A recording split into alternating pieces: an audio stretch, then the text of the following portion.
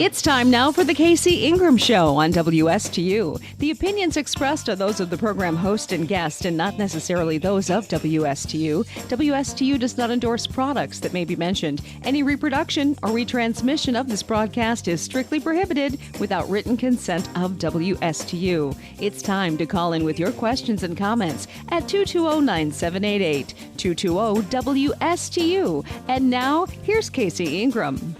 Welcome back. Another beautiful Wednesday. And again, we have a Meet Your Candidate series that really is taking up the calendar right through the primary, which is going to be August 20th. Folks in Martin County, all of our races will be decided here in Martin County on August 20th. So it's really important that you get out and vote that day.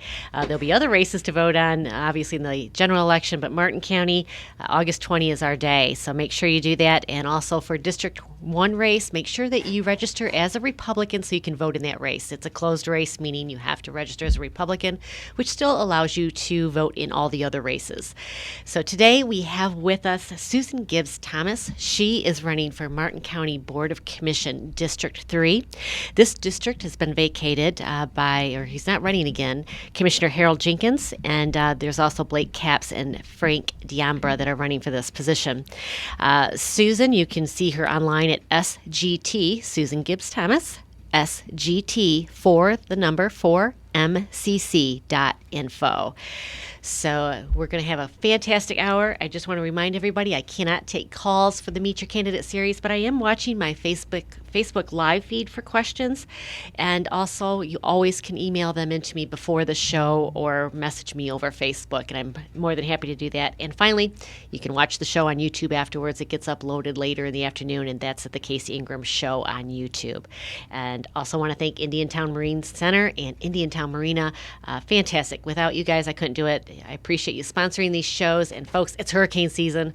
We just saw Cat 5 already blow up, which is just crazy that it's that strong already this early in the season. But it reminds everybody, get your reservations in today for your boats so you know you have safe harborage, because once a hurricane storm is named, chances are you will not find a place. So Indiantown Marina, Indiantown Marine Center. So, Susan, welcome back to the studio. Thank you. And I love it. You match our background. For those of you on Facebook, we have a very patriotic background. She's in red, white, and blue as well. Got your Hey Dudes on, red, white, and blue. Absolutely, yeah. Ready to roll. All right.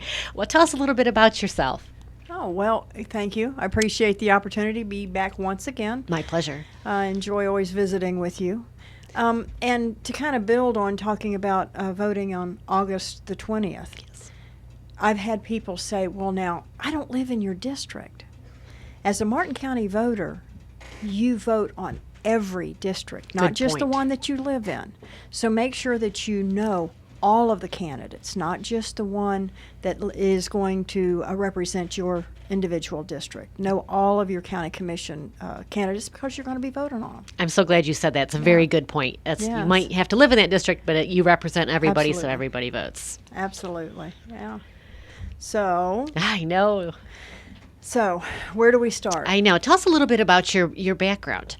I'll let you kind of lead into that. I know that you were the first mayor of Indiantown, which is a really big deal. Yes, ma'am. Well, to back up even further than that, how I got to that point, I have lived in Martin County for 50 plus years. My family actually came to Martin County in 1937, so we've been around for 87 years plus.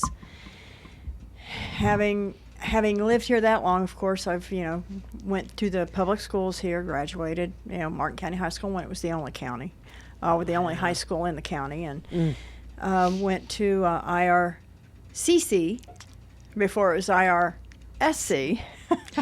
So have seen some changes through the years. Yes. Had the privilege of having both my boys grow up here in Martin County, and now they have the opportunity to live in Martin County.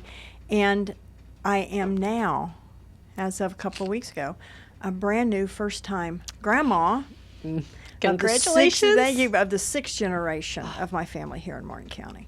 6 generations. 6 generations. However, and I made this comment yesterday, it just kind of struck me. It makes no difference if you've been here 6 generations or 6 weeks. We expect the same thing out of our government. We do. And So how did I get in government? That's Yes. an interesting It truly is. story. What's your profession before we go into that? My profession, and it has been. I had the opportunity to speak at the Indiantown Middle School 8th grade graduation. Oh, fantastic. And I expressed to them, if you'd have just asked me about 7, 8 years ago, your profession, your career, I'd say I still don't know what I want to do when I grow up, because it's been varied, and it's been all in Martin County. It's been in high school I worked in an advertising firm. I've done worked in agriculture. I've worked in construction. I've worked in hospitality, tourism, telephone, IT, health department.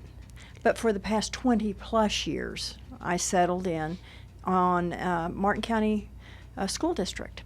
I've worked at the same elementary school there in Indiantown as 4 generations of my family have worked at. Wow. Yeah. That's fantastic. So about coming up on 7 years ago now, there was the incorporation push. It came to us that, okay, Indiantown, do you want to incorporate? Right. I remember. Yeah. So being the critical thinker that I am, I looked at it, and I voted no. And I was very public about voting no. I actually had signs printed up that said vote no, and had those out, because critical thinking about it, it's another layer of government and another layer of taxes. And I felt like our current government should have been providing, for us in those areas. So then it passed. Right. And I understand why. Because we in Indiantown have not, for the past generations, our kids, and we're talking several generations, have not had the opportunity to come back to Indiantown to grow their families, to get a home, to have a job.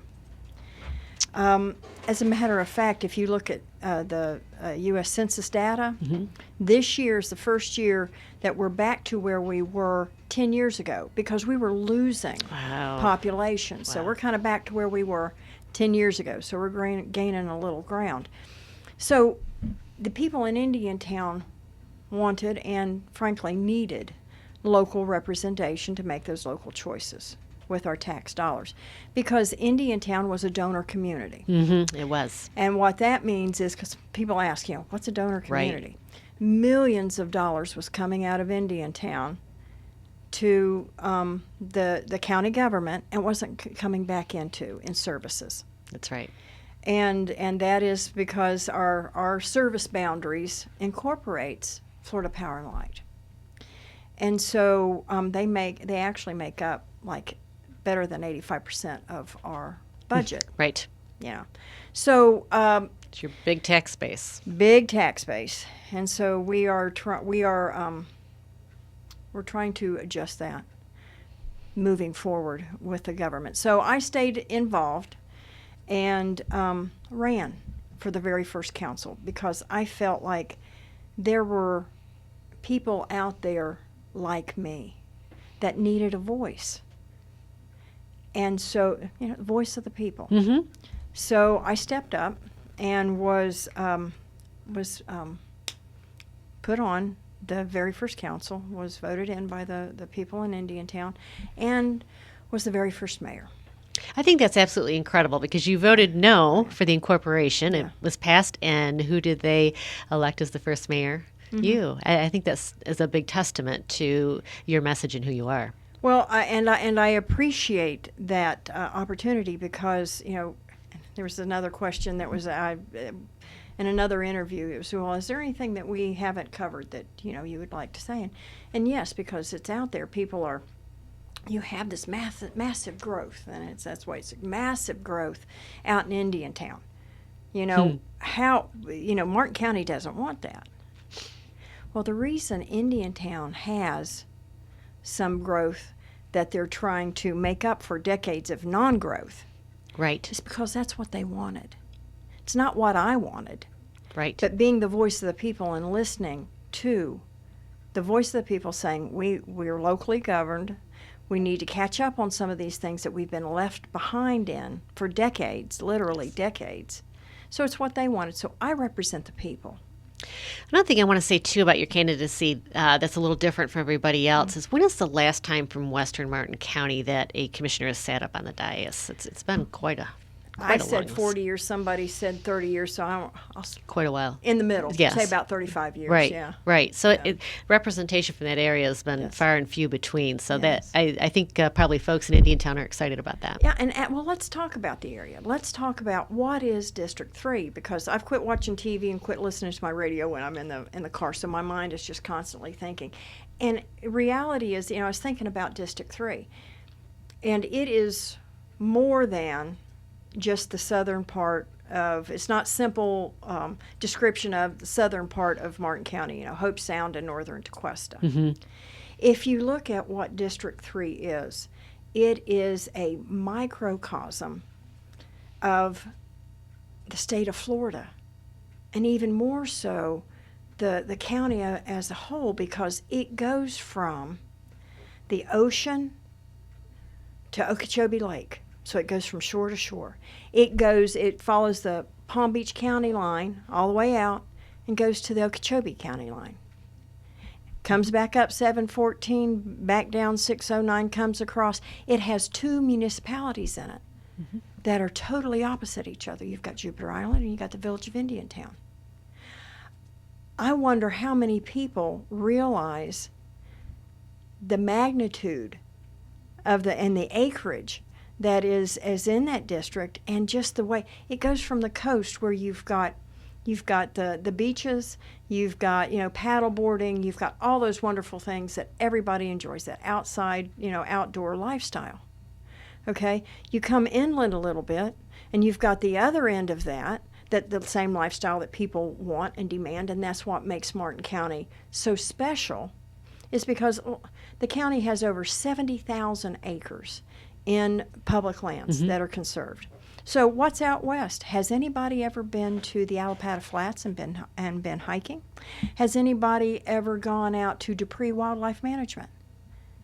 Do they realize out there on the next to the Lake Okeechobee, there's actually J&S Fish Camp? How many people have been out there? Good point. Have the people that are wanting to fill those county seats, have they ever went out there and realized that there is a whole residence, it's a whole different atmosphere, and you have to represent it all. You have to kind of be aware that it's there in order to represent it.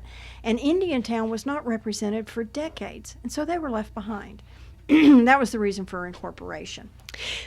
There's a lot of questions I want to ask you as we talk about different county issues, but first, you've had a string of endorsements lately. So if you can share with the folks some of the endorsements that you have received. Well, let's see. The Realtors. Yes, the Martin County Realtors Association of the Treasure Coast. We have the Police Benevolence Association, the Martin County Fire Rescue Union, Marine Industries of the Treasure Coast. Oh, I didn't know that one. Fantastic. Yeah, Fantastic. Yeah. I have enjoyed working with the Indiantown, Marina and the Indiantown Marine Center on those issues that, yes, federally. So, yeah. You have worked. Also, I'm leaving Harold Jenkins. I was going to say, big one's Harold Jenkins. Yeah, absolutely. He was the first one that stepped out. And then we have the CPAC. Okay. The Stewart, Martin County Chamber CPAC division. Yeah. With Harold, what would you say? Does anything differentiate you from him, or when they're voting for Susan, is it the same type of votes? Or tell us a little bit about how you see your candidacy compared to Harold. Well, that's one thing that I shared with Harold when his endorsement was actually a surprise, because I wanted people to get to know me and vote for me because of me, of who I am and my record and my leadership and what I've accomplished so far. So whenever I was thanking him, surprised, and he made that announcement, one of the very first things after I thanked him for that, I asked him, or I expressed to him, Harold, You know, I'm not a clone. I'm not always going to agree. And he said he did not expect me to. And I feel like, I can't remember his exact words, but I know my supporters know, and that's the reason I have such wide and varied support and contributors, because they know me as an honest, critical thinker that has integrity. You know, I listen to everybody, but nobody gets special treatment. So I asked this to pretty much all the candidates that come through here. What kind of commissioner are you going to be? And what I mean by that is we see different kinds of commissioners. Some of them look at the agendas, they review every item there is on it, and others say, that's what staff's job is, and I'm just going to take their recommendation generally. Where do you fall in that spectrum? Well, I say from the dais, we have to hear. You know, our government is for the people, by the people. It takes everybody, and I am a listener. I listen to learn in order to build consensus. So when it comes time to make those hard decisions, decisive decisions, you know, I'm able to do it knowledgeably for what's best for the whole community, for all the communities, because we've got, you know, Martin County has got, it's very, the diversity is just amazing. It is. It is. Really is. It's absolutely incredible. You were in here before. We talked about it. I want to cover it again briefly. It's another show. How do you feel about term limits? Term limits. Well, I actually brought that up in the past, just the past couple of months out there in Indiantown, because I'm a firm believer in it. I was kind of shot down, which was actually surprising, but, you know, not everybody feels the same way I do. You know, and it was expressed that, well, the people have the opportunity to term somebody out at the ballot box. Mm-hmm. You know, you go vote and feel like somebody's, you know, bad, you get them out. I kind of have a tendency to fall on the side of George Washington. You know, he was a smart man. You know, he led us, and saw men died, and felt like that there is the opportunity for a dynasty, right? You know, to be built by staying in, and so it's better to. And also, we have to build that next generation of leaders. And how can you encourage that if they have no hope of ever stepping into that position? Right. If you have term limits, whether it be 2-term limits, 3-term limits, whatever it is, they have hope and they know what they're working for. Right. You know, and it's not to say that when somebody terms out, wonderful people, great people, and you're going to lose that right. brain trust. You're going to lose all that experience, and it is invaluable, because it takes a person, once you get into that position. I mean, it is like drinking big learning from curve. Yeah, it is. It's like drinking from a fire hose. Right. You know, that's the adage. But you do lose that. But if you are growing that next generation, then you're able to share that, and somebody else is able to. And we have to do that. We have to have that next generation and give them hope of ever having that opportunity. So here's a comment on Facebook I'll let you address. They said you're for the rural lifestyle amendment, and which was also something Harold supported, and they said, as we were discussing earlier, Indiantown has exploded under your watch. What do you say to that? That's what the people wanted. In Indiantown, that's what they wanted, housing. They have none. Once again, I go back to, we were losing our residents, and we are right now just back at our population that we were 10 years ago. So if you have no growth, you're dying, literally. You're dying because your next generations don't have any hope of coming back, having a place to live or a place to work. So that's what Indiantown wanted. That's what Indiantown needed. So that's the reason Indiantown has that, is because they have representation that is listening to them, contrary to what they had before, was listening to them and saying, this is what we need. So that's what they have. Now you want to talk rural lifestyle. rural lifestyle, in those positions behind the dais, you have to look not just in the next 2 or 3 years. You've got to look 5, 10, 20 years ahead. You need those tools in your tool bag. You've got to craft and create in order to shape and manage where you want to go. You have to craft and create the LDRs. Our comp plan is a great firm foundation. You know, it limits density, it limits height, you know, it preserves your wetlands and your uplands, you know, so it's a great foundation in order. So your LDRs, you're able to shape and manage to how you want your community to look. But you've got to think, and you've got to plan out there. And so you need those tools in your tool bag that will allow you to do that. And the rural lifestyle is just one of those tools. And so as projects come up, then you're able to take that tool and see if it fits. And if it does, and it's best for, you know, moving forward, then that's what you go with. If it doesn't, then you don't. But you listen while you're trying to doing it. Yeah. Susan, how would you describe your vision for the county in terms of the growth, pro-growth, responsible growth, slow growth, no growth, and also how there's only so much county commissioners can do, but let's talk a little bit and touch about the traffic issues because they go hand in hand. Yeah.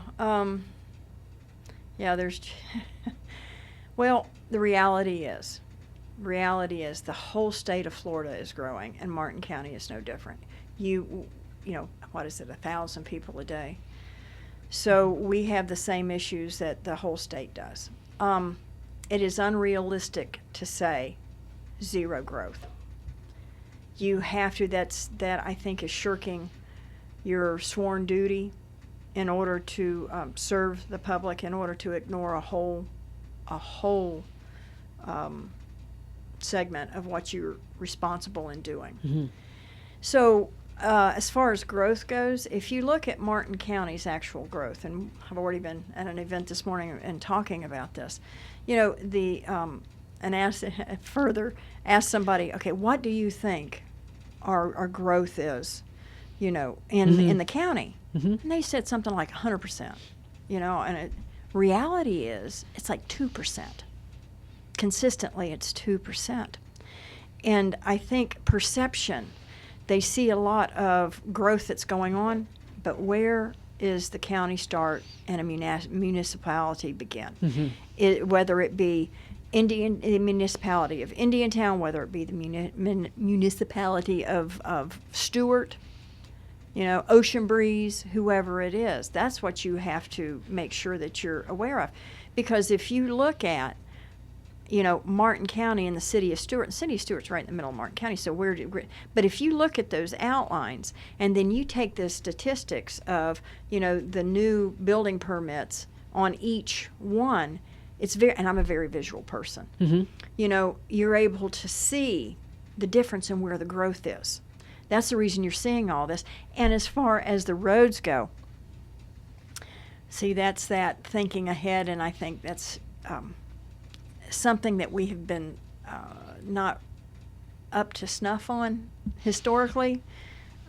Connector roads, I think, are what is lacking to kind of, you know, make sure that you're able to, and moving forward, I don't know how much that we can, since we are building and maybe some of that opportunity has passed us by, but it's our responsibility to find a way. Marty buses have come up with discussion quite a bit lately because here in Martin County, per trip is a little over $32 a person, where in Indian River County, it's a little over $4. Do you think that the Marty buses are necessary? I think public transportation is it's necessary. I know that I sit on the MPO board. I also chair the MPO's Transportation Disadvantaged Committee. And we have to have, it serves a segment of our community that that has to, they depend on it. You know, it's a must. However, I think it's time, and I believe in the conversations that the MPO board has been having at this point, seeing and trying what we've tried, that it's not working. We need to adjust it. We need to think outside of the box, whether it is a more individual, lift or that type of a model, but the model has to change. It has to change. So that's in the works. I know one thing, sitting behind the dais, you learn it's definitely not a business. It is in certain respects. However, government moves slowly. It sure does. And it moves with, I don't want to say determination, but it's definitely, you have a whole new set of rules. In business, you're able to make a decision. You're able to, move on it quickly within a week or two. Mm-hmm. You got, state statutes. You have your own county statutes. You have different things that you are required that you have to do. So it does not work like a business does. It is good to have, like I said, the experience that I have in leadership and all those different jobs that I've held. It's been in leadership, but it is for such a time as this. It is for such a time as this. Talking with, go back to, I kind of do the rabbit trail thing. That's okay. It takes me a long time. About. It takes a long time for me to tell stories sometimes. But talking with the kids at the middle school, if you'd asked me that long ago, what do you want to do when you grow up? I wouldn't have known. Now I know. It is for such a time as this that I have had the opportunity to experience and be in leadership in all those different areas in Martin County. So when that comes before, when I'm sitting, in that seat of leadership and that decision-making seat, having a little bit of knowledge and talking to people and listening, because I listen to learn in order to build a consensus that it takes to make those hard decisions when that time comes, and stand beside them and be able to defend them. And I sleep very well at night. I'm able to put my head on my pillow and sleep very well at night, and not worry or because I know that I've done the best that I can. Again, we're speaking with Susan Gibbs Thomas. She is running for Martin County Board of Commissioners District 3. The other two candidates in that race is Blake Capps and Frank D'Ambra. Susan, I had some good questions come in. I had a candidate exchange last week between Michael Serkis and Bruce Nathan, and one of them was, how would you intend to hold the line on property taxes since they've increased 140% over the last 10 years? And what do you think is the proper role, size, and scope of government? The role, the size, and the scope. It's a big question. It really is. It is, and that kind of I think back to when Indiantown was voting to incorporate. It was with the understanding that we would have government light, which means we would contract everybody, and our taxes would go down. And being the critical thinker that I am, I have never heard of government light or taxes going down. So that's another reason that, Fortunately true. yeah, and that's just, but government needs to do what it's supposed to do. Public safety, roads. It takes care of don't get into places that you have no place to be. So government light, ideally, is absolutely. It needs to be as light-handed as it's supposed to be constitutionally. What's the other part of that? It was a big one. Yeah. Proper role, size, and scope of government, and how would you intend to hold the line on property taxes? Well, property taxes, and if you look, I spoke to Indiantown's, tax base and how Yes. it is, it's out of whack. Because it should be more, 50-50 as far as residential ad valorem and the economic ad valorem. If FPL were to leave, you guys would be in dire straits. Yeah, we would, absolutely. So we're trying to correct that, trying to bring it back in line. Well, now, if you look at Martin County, it's exactly the opposite. The residential is, Well, it's like 98 because your economic is like 2%, less than 2%. So that needs to get more in line, and I think that will take the pressure off of the residential. And when we do that, the millage rate does not need to go up. We need to learn to live within our means. We need to get back to basics, make sure that we're covering our basics. Forget the frills. It's not a thrill. Right. Some frills might be. But we need to get back to the basics and cut out the fluff. Cut out because being a single mom, bringing up 2 boys, you learn to live on a budget. Mm-hmm. And if you're in business, if you get a paycheck, it makes no difference. You learn the difference between your wants and your needs, and you take care of your needs first. Mm-hmm. If you happen to have a little bit after you save for the future, because you never know what's going to come up, so you need to make sure that you're putting some contingency back to the side, especially in Florida with hurricanes. You never know what emergency is going to come up, or personally, if the AC is going to go out, that's an emergency too. So, but after you've taken care of those needs, if you happen to have a little bit left for those wants, well, then that's great. Then you're able to do it.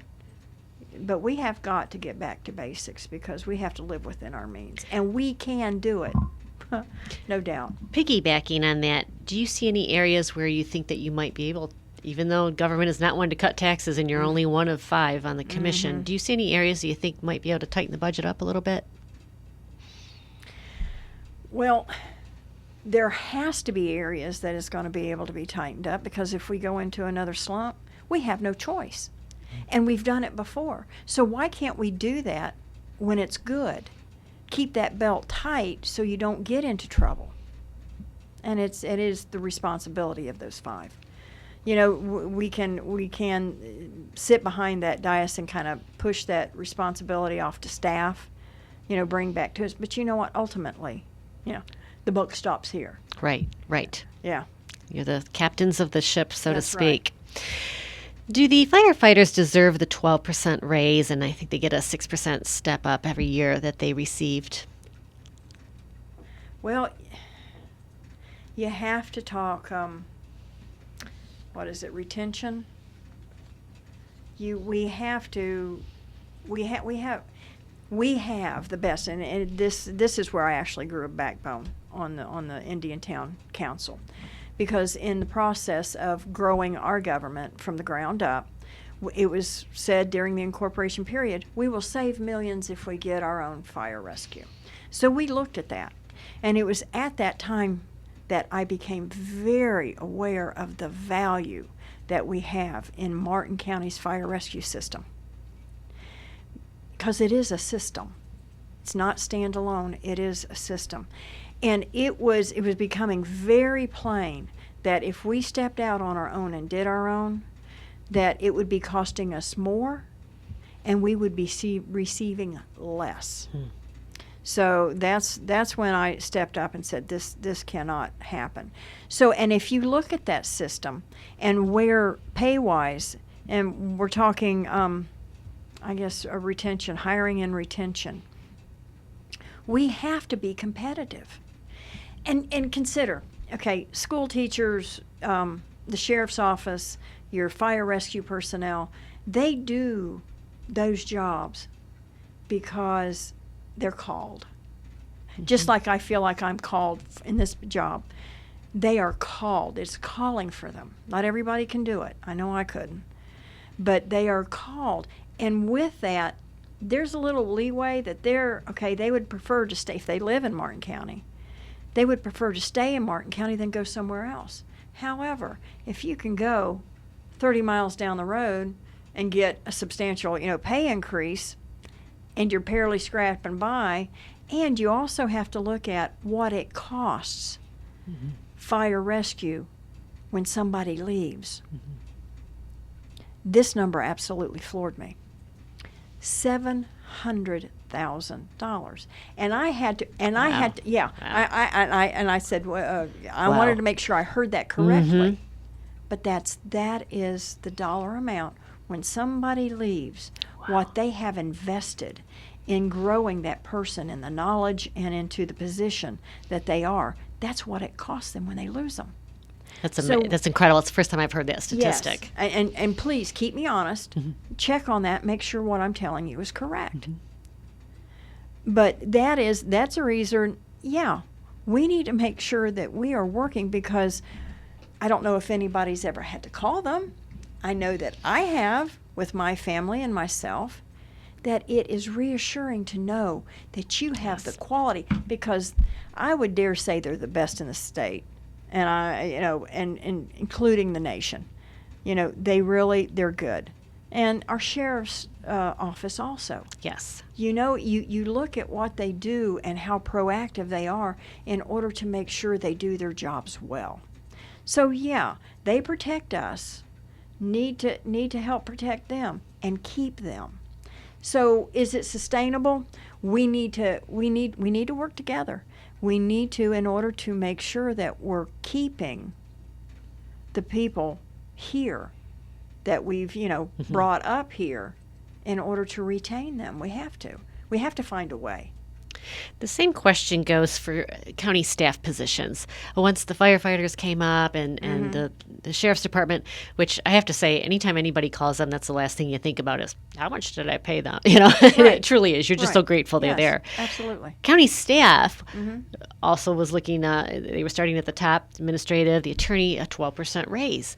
They're over $200,000 already. So they're comparing them with other counties that are not necessarily the same size as Martin County. That was the same argument that staff gave, is we have to retain all these positions for, so you don't have to recruit and retrain and whatnot. What is your position on that? Because Indian River County, I have statistics here, but Indian River County is similar size and scope as we are. They're paid less. Well, we need to make sure that we are comparing apples to apples and oranges to oranges. Even though we may have... we just need to make sure that we're making the right comparisons.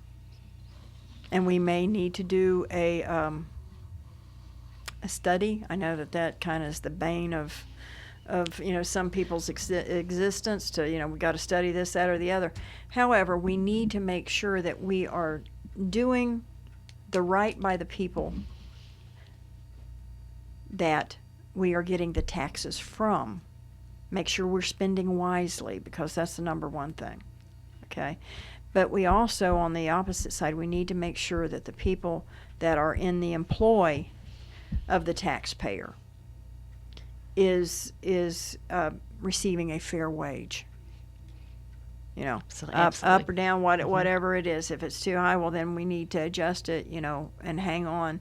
Because once again, if we go into a downturn, it's amazing how all of a sudden we find a way to make it. We have to cut this, cut that. Right. Because believe me, working for the school district during that period, furlough days, and there were many years that we were actually each year would make less because, adjusted the calendar. So, instead of getting a paid holiday, it's worked into your work schedule.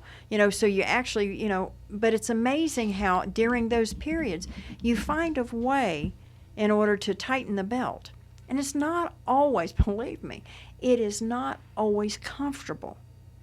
But it is our responsibility on so many levels to be able and to do that and to accomplish that.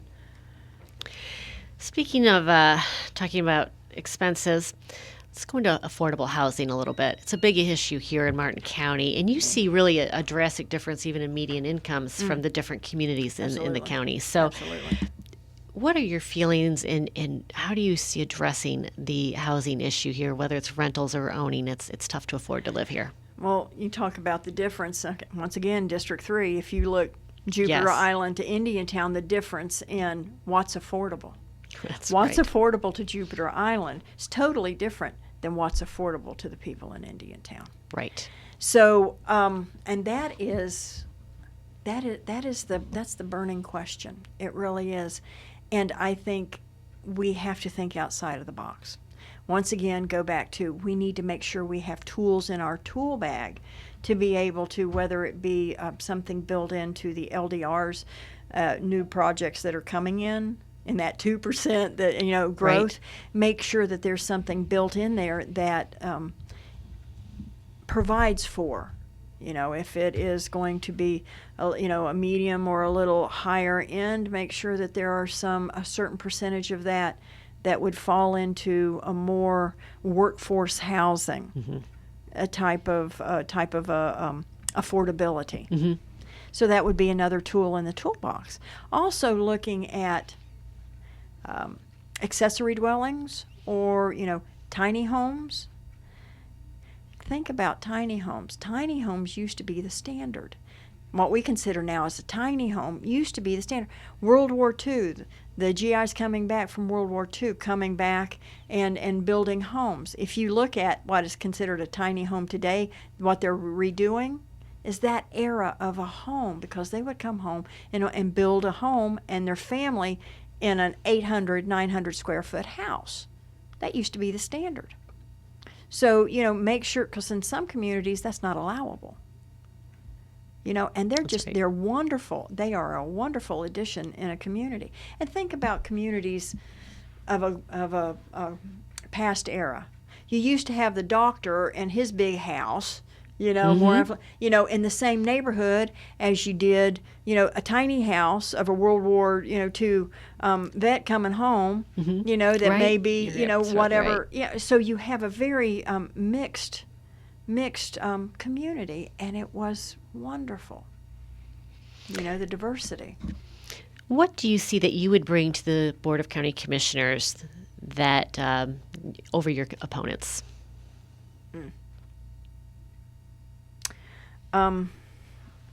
Well, kind of go back to what I've spoken to before. I'm an honest, critical thinker, with integrity. I have proven leadership in Martin County. I have built those relationships with residents and businesses and with leadership, not only within Martin County, but statewide. So I think that's a huge difference. Some of those relationships you've built while being, and that's pretty much where they came from, right? While serving on the Indian Town Village Council. Yes, I've been there since its inception, six and a half years. I've been mayor 3 of those years. I've also, the different boards that I've had the opportunity to sit on. I'm currently sitting on the Florida League of Mayors board. I'm on the board out at Indiantown Chamber of Commerce. I've also I'm a past board member of the Florida League of Cities. I've sat on the Treasure Coast Regional League of Cities board locally. I sit on the MPO board. I also chair that MPO Transportation Disadvantaged Committee.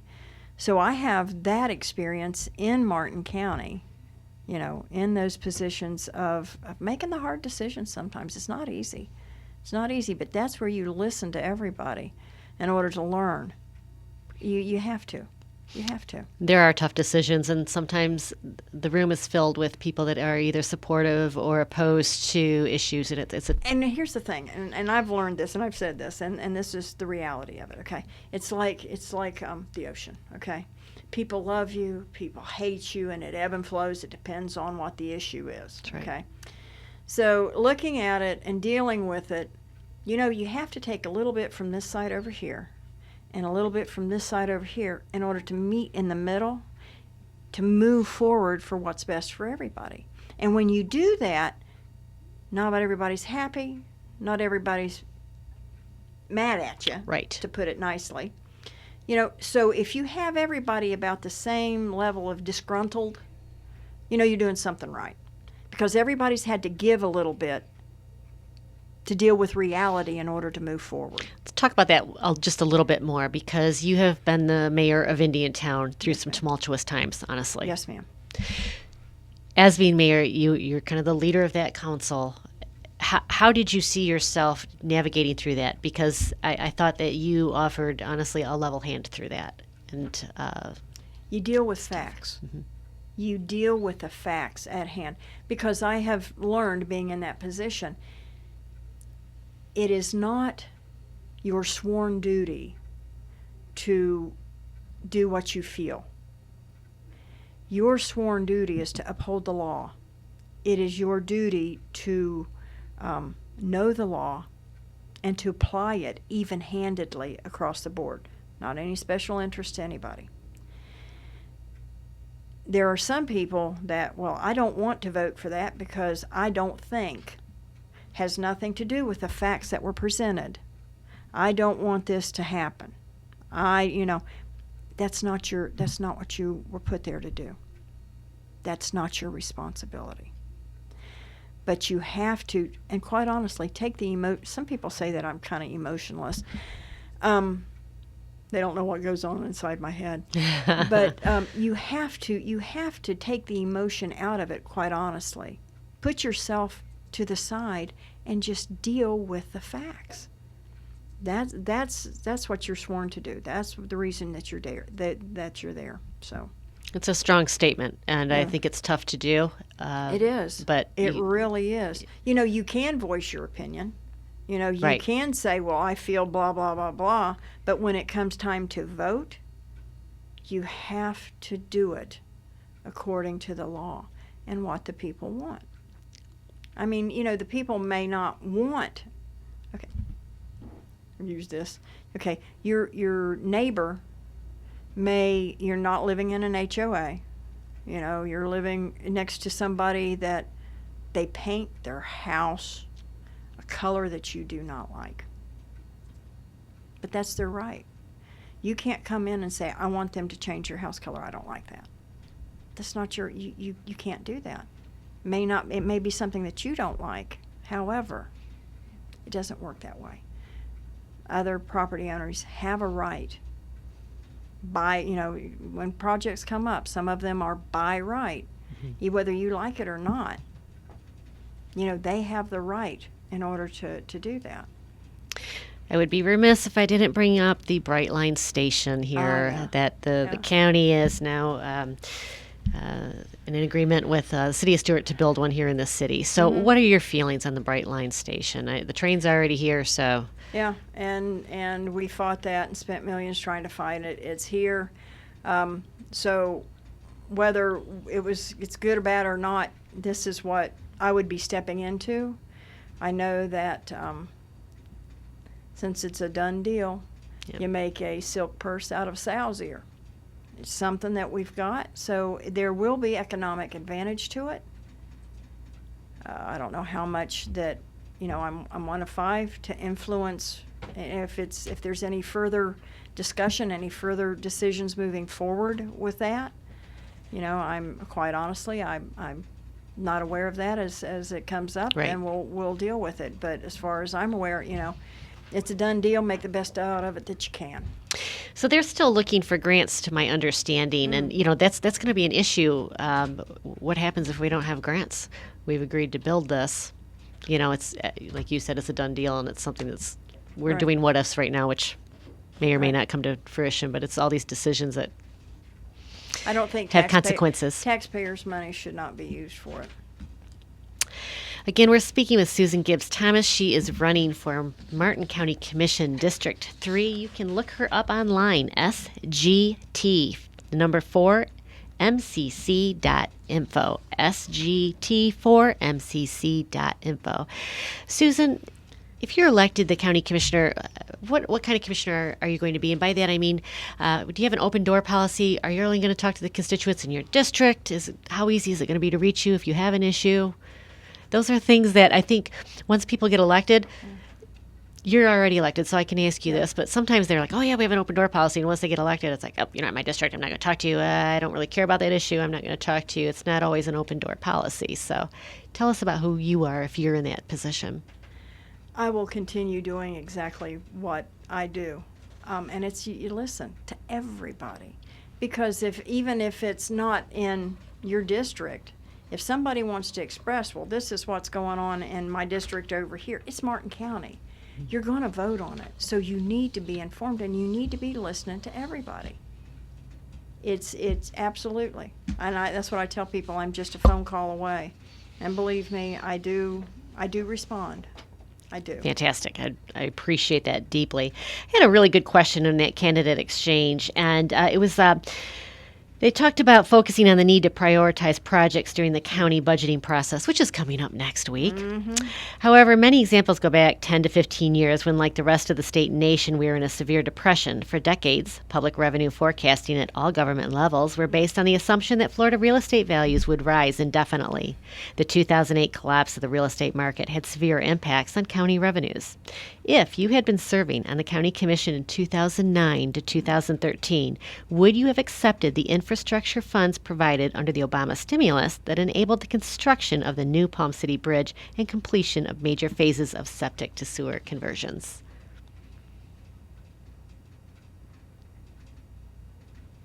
Well, that's a good question.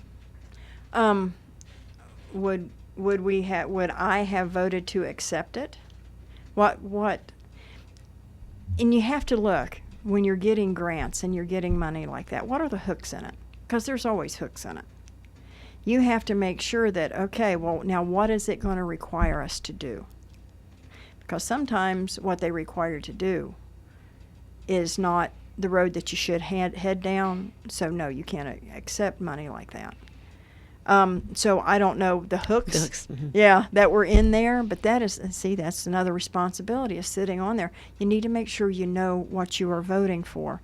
Make sure, because there are hooks in free money that's not free. Still taxpayer money that you're getting. Somebody's paying for it, and it's us. And that's what voters, when they're hiring somebody to represent them, we hope that you are looking at those things. So thank you for that answer. I know it was a big question. One thing we haven't covered, we only have 2 minutes. Again, we're speaking with Susan Gibbs Thomas, our water issues. It's the lifeblood of our communities, and I would be remiss to not bring that up. But we're always fighting to clean the waters. I just kind of want to hear your thoughts on the discharges and the runoff. I was actually at a meeting this morning, and once again, the diversity of Martin County and the waters, if you look at it from the ocean on one side to the Lake O on the other side, and the difference and there's, Everglades on this side, beach renourishment on this side. So it is, and the money really flows from, the federal government in the state of Florida. And when that kind of dries up, and what was stated this morning is we need a policy that protects, that once, instead of it going up and down and up and down, because how can you plan for the future if there's that uncertainty in, those funds? So, it needs something that's a policy at the state level. We're in 1 minute. I have one more question that came in on Facebook. John Fisher, how does the Brightline station affect mobility codes related to increasing density? That's really a good question. It is. And I have absolutely no idea, and I'll admit it from the get-go. That's something that I will have to read up on and find out about. And believe me, I am not perfect. I've had to make apologies from the dais for things that were unintentional and hurting people's feelings. So I'm not perfect. I'll work on it. Susan Gibbs Thomas, thank you so very much. Again, folks, make sure that you look her up online, sgt4mcc.info. Susan Gibbs Thomas, it's been a real pleasure. I know you'll be out and about. There's some forums coming up in that, so Absolutely. We look forward to hearing more from you. Thank you for the opportunity. My pleasure. Thanks. We'll see you next Wednesday.